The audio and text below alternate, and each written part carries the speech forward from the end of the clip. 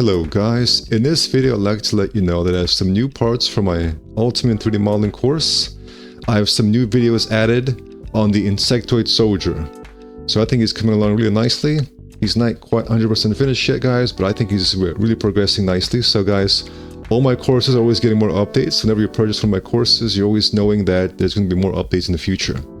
So scroll down to right here, section 9 currently, Project Insectoid Soldier in Max.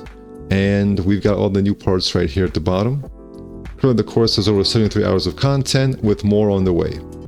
Link is in the description guys. Thank you for watching and take care.